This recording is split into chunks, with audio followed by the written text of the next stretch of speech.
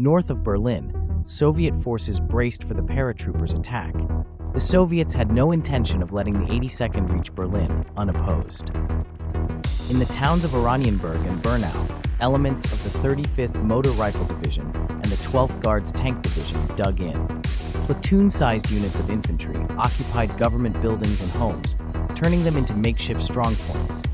BMP-2 infantry fighting vehicles were concealed in alleyways, ready to ambush advancing NATO forces.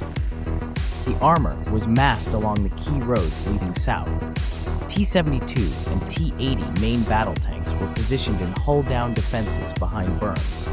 Soviet engineers worked through the night, laying extensive minefields and erecting anti-tank barriers to funnel any attack into prepared kill zones. Overhead, Mi-24 Hind gunships patrolled aggressively, searching for signs of NATO airborne forces regrouping. Inside Berlin, NATO's situation was bad. The final Soviet breakthrough had come in brutal fashion.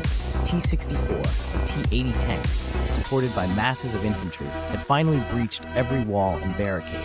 The defenders had fought hard, but sheer numbers and firepower overwhelmed them. NATO soldiers, outnumbered, made their stands in shattered buildings and underground stations. British soldiers, cut off in the Charlottenburg district and out of ammunition, used whatever Soviet weapons they could. French forces, once holding the western approaches, had been reduced to scattered remnants, conducting desperate hit-and-run attacks.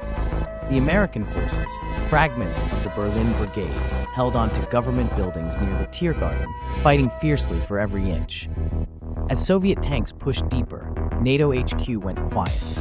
The West Berlin headquarters had been forced to relocate again, its last known position overrun just hours ago. Communications were now sporadic at best. Field commanders gave orders over shortwave radio before static consumed the signal. The 82nd Airborne was on their way. But the question remained, could they break through in time?